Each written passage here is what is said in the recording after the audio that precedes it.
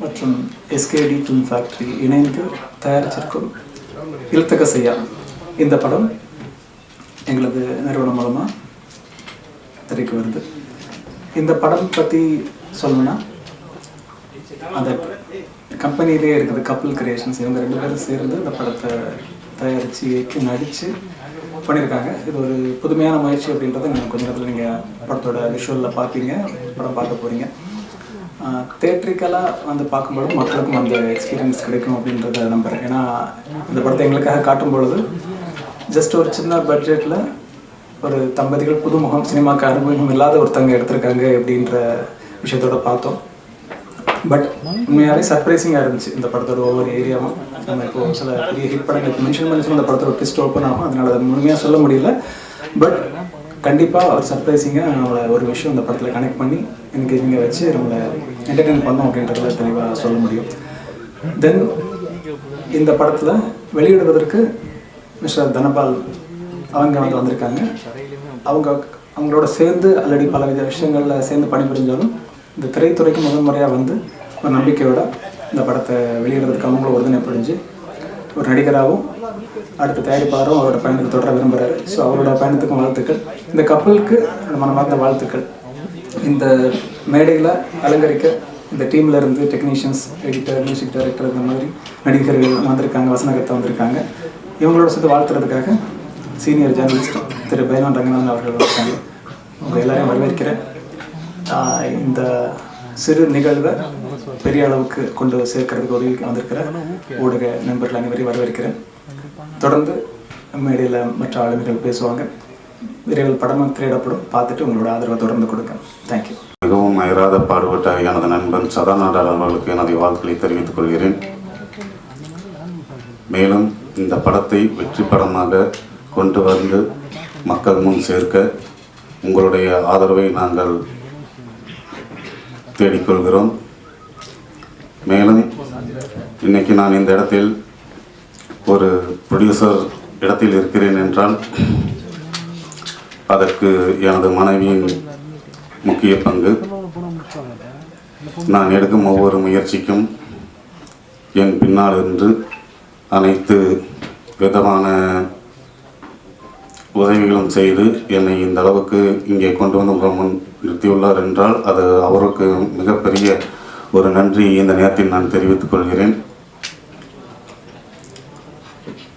மேலும் எங்களுடன் இந்த படத்தில் அயராது உழைத்த அனைவருக்கும் எனது நன்றிகளையும் வாழ்த்துக்களையும் கூறி விடைபெறுகிறேன். நன்றி, வணக்கம். ஃபர்ஸ்ட் சாங் ஒரு 3 வெரைட்டியாக இருக்குது. அதுக்கப்புறம் ஒரு சாங் நான் பாடியிருக்கேன், ஒரு சாங் மேம் பாடியிருக்காங்க, ஒரு சாங் நிக்கில் மேத்யூ பாடியிருக்காங்க. ஸோ சாங்ஸ் எல்லாமே உங்களுக்கு எல்லாருக்கும் பிடிக்கும், ரொம்ப நல்லா வந்திருக்கு. கண்டிப்பாக வந்து இந்த படம் வெற்றி விழாவை நோக்கி செல்லும்னு நினைக்கிறேன்.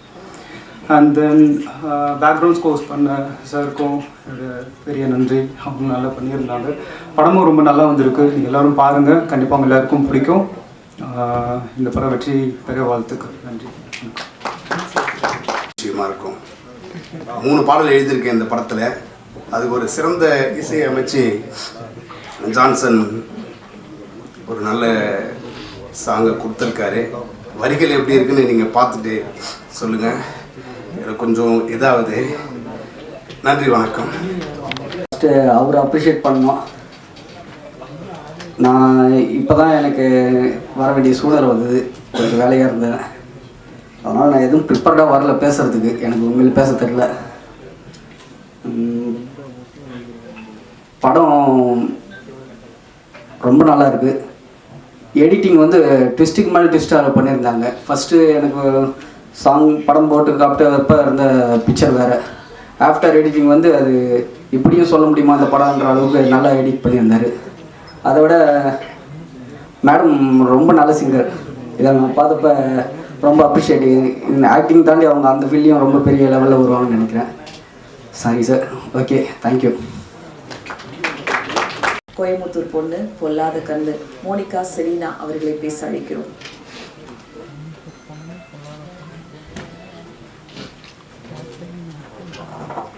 அனைவருக்கும் வணக்கம். ஸோ இல்தக செய்யா படம் வந்து ஆக்சுவலாக எங்களுக்கு முன்னாடி எந்த எக்ஸ்பீரியன்ஸும் கிடையாது. நாங்கள் எதுலேயுமே சினி ஃபீல்டில் வந்து நாங்கள் ரிலேட்டடாக எதுவுமே நாங்கள் பண்ணதில்லை. சின்னதுலேருந்து ஒரு ஆசை இருந்தது சினி ஃபீல்டில் வரணும்னு. அதுக்கு என்னோடய டேடி தான் ரொம்ப காரணம். ஏன்னா என்னோடய டேடி வந்து 2 கன்னடா மூவி பண்ணார், அதை என் தாத்தாவே ப்ரொடியூஸ் பண்ணார். பட் அன்லக்கிலி 2 படமே ரிலீஸ் ஆகலை. ஸோ என்னோட டேடியோட ஆசை நிறைவேறவே இல்லை. ஸோ எனக்கு குழந்தையிலேருந்தே எப்படியாவது சினி ஃபீல்டில் வந்துடணும் அப்படின்னு ஒரு ஆசை இருந்துகிட்டே இருந்தது. அது கடைசியில் வந்து என்னோடய ஹஸ்பண்ட் மூலியமாக தான் எனக்கு நிறைவேறிருக்கு. சதா Nadar, thank you so much Thane. ஏன்னா அவர் இல்லை அப்படின்னா எனக்கு இந்த பிளாட்ஃபார்மே ஆக்சுவலாக கிடச்சிருக்காது. ஏன்னா எத்தனையோ பேர் வந்து அட்லீஸ்ட் ஒரு சீனில் நம்ம வர முடியுமா, ஒரு சிங்கிள் டயலாக் நம்மளுக்கு கிடைக்குமா அப்படின்னு வந்து இன்னுமே கோடி பேர் எங்கிட்டு தான் இருக்காங்க. ஸோ வந்து எனக்கு முதல் படம் அதை நாங்களே தயாரித்து நாங்களே இயக்கி நாங்களே நடிச்சிருக்கோம். அதுக்கு வந்து ஃபஸ்ட்டு நான் தேங்க்யூ சொல்லணும் அப்படின்னா ஹஸ்பண்ட் தான் நான் ரொம்ப தேங்க்யூ சொல்கிறேன். அதுக்கப்புறம் இந்த படத்தில் ஒர்க் பண்ண எல்லா டெக்னீஷியன்ஸுமே வந்து ரொம்ப சப்போர்ட்டிவாக இருந்தாங்க, எல்லாம் ரொம்ப ஃப்ரெண்ட்லியாக இருந்தாங்க. ஸோ ஃபஸ்ட்டு வந்து சுதந்திரன் சாருக்கு வந்து நான் ரொம்ப தேங்க் பண்ணிக்கிறேன். நான் எல்லா பாட்டுமே ரொம்ப சூப்பராக எழுதியிருக்காரு, கேட்டிங்கன்னா உங்களுக்கு கண்டிப்பாக பிடிக்கும். தென் மியூசிக் டைரக்டர் EJ ஜான்சன், அப்புறம் பேக்ரவுண்ட் ஸ்கோர் மியூசிக் பண்ணார் சுரேஷ் வர்மா சார். அதுக்கப்புறம் எடிட்டிங் ஒரு பெரிய பலம் தான் பரணி சார்.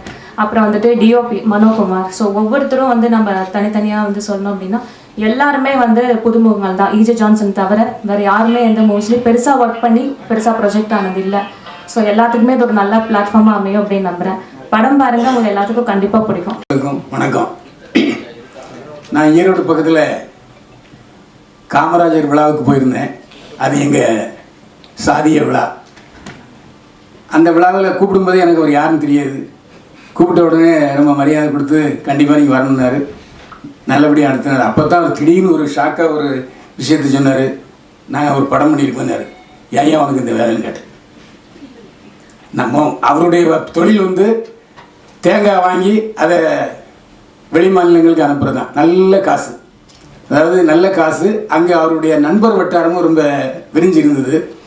அப்போ நான் சொன்னேன், இந்த மாதிரி சினிமா இப்போ ரொம்ப மோசமான சூழ்நிலை இருக்குது, நீங்களே படம் எடுத்து நீங்களே தியேட்டருக்கு காசு கொடுத்து தான் படத்தை ரிலீஸ் பண்ணணும் அப்படின்னு சொன்னாங்க. ஆனால் அப்போ அவர் வந்து என்னுடைய மனைவியும் தயாரிப்பாளர்னு சொன்னார். ஆனால் அந்த டீட்டெயில் இப்போ தான் அவங்க சொன்னாங்க. அதாவது அவங்க அப்பா வந்து தயாரிப்பாளர், 2 படம் எடுத்தார், 2 படமும் ரிலீஸ் ஆகலைன்னு. அதனால் அவருடைய கனவு படமாக இது இருக்கும். அவங்க நேரம் காலையில் தான் கல்யாணம் பண்ணிட்டாங்க. ஆனால் அந்த விழாவுக்கு அவங்க வந்தாங்களான்னு எனக்கு தெரியல. ஆனால் அந்த விழாவை ரொம்ப சிறப்பாக நடத்தினார். இதில் எனக்கு ஒரு முக்கியமான விஷயம் என்னன்னா, ஏன்னா யாருக்குமே என்னுடைய நண்பர்கள் வந்து கண்டென்ட்னு சொன்னாங்க. இப்போ அவர் துணிச்சலாக தன்னுடைய ஜாதி பிற பின்னால் போட்டுக்கிட்டார். சதா நாடார், ஆமாம் நான் இந்த ஜாதி சேர்ந்தவன்ட்டு. ஆனால் இன்னைக்கு பல படம் எடுத்துக்கிட்டு இருக்காங்க. சாதியை படம் எடுப்பாங்க, ஆனால் அவங்க சாதியை போட மாட்டாங்க. அப்போ சாதியை போடுவதற்கு வெக்கமா? உன் சாதியை சொல்றதுக்கு வெக்கம்னு சொன்னால் எதுக்கு ஜாதி படம் எடுக்கிறேன்? இதான் என்னுடைய கேள்வி. அந்த போல்ட்னஸ், அந்த தைரியம் எனக்கு எங்கள் வீட்டு பக்கத்தில் ஒருத்தர் கிருஷ்ண பறையனார்னு கிளீனாக போட்டார். அவர் ஒரு கட்சி நடத்தினார். எனவே உங்களுக்கு துணிச்சல், உங்கள் சாதியை சொல்வதற்கு உங்களுக்கு துணிச்சல் இல்லை என்றால் நீங்கள் எதுக்கு உங்கள் சாதியை வச்சு படம் எடுக்கிறீங்க? தயவு செஞ்சு ஜாதிய படம் எடுக்காதீங்க. அதுதான் சொல்கிறேன். இது அவர் ஜாதிய படம் இல்லை. அவர் ஏன்டே முதல்ல என்ன சொல்லிட்டாரு, இது ஜாதிய படம் இல்லை, இல் தக்கா செய்யா காதல் ஆசை. ஏன்ட்ட அவர் லாட்ஜில் இருக்கும்போது இந்த படத்தை பற்றி நிறையா பேசினார். இதில் எனக்கு பிடிச்சது வந்து பரணி செல்வன் தான். எந்த ஒரு மொக்க படத்தையும் கரெக்டாக அதை நமக்கு பிடிச்ச மாதிரி கொண்டு போய் சேர்க்கறது எடிட்டர் தான். அந்த வகையில் பரணி செல்வத்தை பாராட்டினேன். அதையும் அவங்க சொன்னாங்க, இது முதல்ல எனக்கு வரும்போது படம் மாதிரி தெரியல, அப்புறம் எடிட்டிங் பண்ணதுக்கப்புறம் வேற ஒரு படம் மாதிரி எனக்கு தோணுச்சுங்க. இது எனக்கு ஒருதலை ராகத்தில் இப்ராஹிம் அவர் தான் அந்த படத்தின் தயாரிப்பாளர். அவர் 100 முறை வந்து ப்ரிவியூ ஷோ போட்டார் அந்த ஒருதலை ராகம் படத்தை. அப்போ தம்பிங்கிற ரவீந்திரலாம் பின்னாடி நின்றுட்டு இருந்தாங்க. அப்போ நான் தான் கேட்டேன், அங்கேயும் வில்லங்கமான கேள்வி, எங்க டி ராஜேந்திரன் ஒருத்தர் பேர் போட்டீங்களே அவர் எங்கேன்னு கேட்டேன். வில்லங்க அங்கே தான் முளைச்சிது.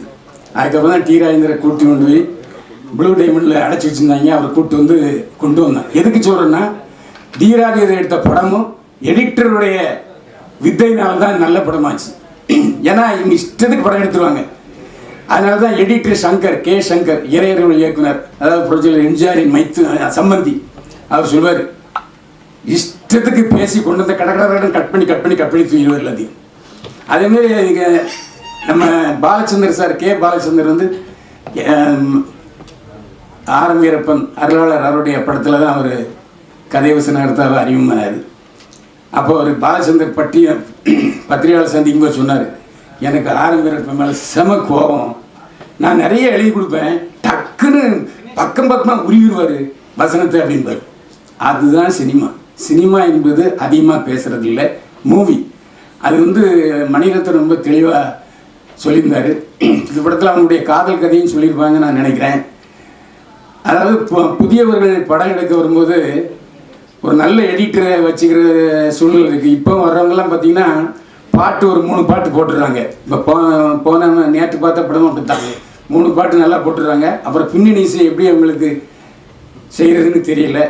அதுக்கப்புறம் இங்கே உள்ள ஒருத்தரை போட்டுக்கிறாங்க. இந்த மாதிரி புதியவர்கள் 4 வருஷம் இந்த படத்தோட போராடிருக்காங்க. எனக்கு என்ன ஒரு சந்தோஷம் என்னென்னா, அவங்க அப்பா எடுத்த படம் 2 படம் ரிலீஸ் ஆகலை, ஆனால் சதாநாளர் எடுத்த படம் ரிலீஸ் ஆகிருக்கு. அந்த வகையில் அவருக்கு நம்முடைய பாராட்டுக்கள். இந்த புதியவர்கள் தான் பத்திரிகைக்காரங்களை அதிகமாக நேசிக்கிறது. ஏன்னா நாம தான் அவங்கள கொண்டு போய் மக்கள்கிட்ட சேர்க்குறோம். ஆனால் அதே சமயத்தில் பெரிய படங்கள் அப்படி அல்ல. அவங்களுக்கு நம்ம இஷ்டத்துக்கு வாரி வாரி ப்ரொமோஷன் கொடுப்போம், அவங்க கண்டுக்க மாட்டாங்க. இதுதான் தமிழ் சினிமாவுடைய நிலைமை. இன்றைக்கி மோனிகா அவர்கள் மற்ற படங்கள் நடிப்பாங்களா இல்லையாங்கிற எனக்கு தெரியாது. அது அவர் கணவர் ஒத்துக்கிறாரா இல்லையாங்கிறது தெரியாது. இது லட்சிய படமா, இது தொடருமாங்கிறது அவங்க தான் முடிவு பண்ணணும். ஏன்னா படத்துடைய வெற்றிக்கு அப்புறம் இப்போ அடுத்து ஒரு படம், பெரிய படம் வருது. அதுக்கு முன்னால் இந்த படம் ரிலீஸ் ஆகுது. ஒரு நல்ல ரிஸ்கான சமயத்தில் ரிலீஸ் பண்ணலாம். அதுக்கு நம்ம ஜான் தொப்பிக்கார் இருக்காரு, அவரும் எங்கள் ஊருக்கார் தான். தினேஷ் அவர் எங்கள் ஊருக்கார் தான். ஜெனிஷா, ஏன்னா அவர் கிறிஸ்டின் எல்லாம் பேர் வாயில் நுழைய மாட்டேங்குது. அவரும் எங்கள் ரத்தத்தின் ரத்தம் தான். எப்படியோ நுழைஞ்சு அவரும் ஒரு படம் எடுக்க போராடி, முதல்ல அவர்கிட்ட நான் ஒரு 2 வருஷம் முன்னால் பேசியிருக்கேன். அவரும் படம் எடுக்க போராடி அவரும் கடைசியில் இந்த தொழிலில் ஜாயின் ஆகிட்டார். இன்றைக்கி சிறிய பட தயாரிப்பாளர்களுக்கு ஒரு விடிவெளியாக இருக்கார் ஜெனிஷ். அதையும் நான் பாராட்டி ஆகணும். ஏன்னா தொப்பிக்காரன், ஏன்னா எப்படி படத்தை கொண்டு போய் சேர்க்கறது, அதாவது நான் கொஞ்சம் செலவு பண்ணுறதுக்கு தயாராக இருக்கிறவங்களுக்கு இதாங்க வழி, இதான் உங்கள் படத்தை ரிலீஸ் பண்ணுறதுக்கான வாய்ப்பு, இதுதான் நீங்கள் செய்யணும்னு சொல்லி அருமையாக ஜெனிஷ் செஞ்சு கொடுக்குறாரு. அவருக்கும் நமது பாராட்டுகள். ஜெனிஷ் ரிலீஸ் பண்ணுற எல்லா படமுமே பத்திரிகையாளருக்கு மரியாதை கொடுத்து அந்த ப்ரெஸ் மீட் வைப்பார். அதுக்காகவும் நம்ம அவரை பாராட்டணும். ஏன்னா தயாரிப்பாளர் எவ்வளவோ செலவு பண்ணாலும் சரி, இதுதான் முக்கியமான செலவுன்னு சொல்லி வற்புறுத்தி நிர்பந்தப்படுத்தி அதை பண்ணுறாரு. இங்கே அருமையாக தொகுத்து வழங்கினாங்க நம்ம கவிதா மேடம், பத்திரிகையாளர் சங்க தலைவி. அவங்களும் நம்முடைய பாராட்டுகளை தெரிவிக்கணும். ஏன்னா அவங்க பேரை சொல்லலாம் அவங்களும் கஷ்டப்படுவாங்க, கஷ்டப்பட மாட்டாங்க. ஏன்னா அவங்க என்னுடைய உறவு, அதனால் கஷ்டப்பட மாட்டாங்க. எதுக்கு இது சொல்கிறேன்னா, இந்த மாதிரி சின்ன படங்களை நாம் இன்னும் கொஞ்சம் ப்ரெஷர் எடுத்துட்டு, இன்னும் சிரத்தை எடுத்து நம்ம ரிலீஸ் ஆகிற ஒரு நாளைக்கு முன்னாலே விமர்சனம் பண்ணோம்னாக்க ஒரு 100 பேர் தியேட்டருக்கு வர்றதுக்கு வாய்ப்பாக இருக்கும். இந்த மாதிரி சின்ன படங்களுக்கு நம்முடைய பிஆர்ஓ சரவணன் இருக்கார், அவர்கிட்ட சக்தி இருக்குது. அதாவது எனக்கு என்னென்னா, ஒரு 2 தினசரி பத்திரிகைகள் பெரிய, நான் பேர சொல்ல விரும்பல, 2 பெரிய பத்திரிகைகளில் சக்தி சரவணை பிஆர்ஓ செஞ்சால் மறுநாளே வந்துடும். வேறு பெரிய படம் எது கூட 2 நாள் கழித்து தான் வரும். சக்தி சரவணன் அந்த ஒரு பவர் இருக்குது, அந்த சக்தி இருக்குது.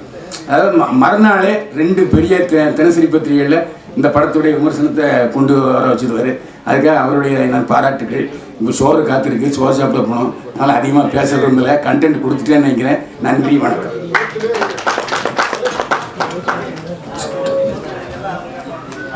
நன்றி. அன்பு மனைவிக்காக அழகிய தீவை வாங்கின செய்தி சமீபத்தில் படித்தோம். காதலின் கருவறை எதிர்பாராமல் பெய்யும் பெருமழை போல மனைவியின் ஆசை, தன் கனவு இரண்டையும் இயக்குனராக ஆகியுள்ள இந்த படம் politician, cricketer, multi talent personality சதா நாடார் படத்தின் ஹீரோ அவர்களை பேச அளிக்கிறோம். இல்தகா சையா.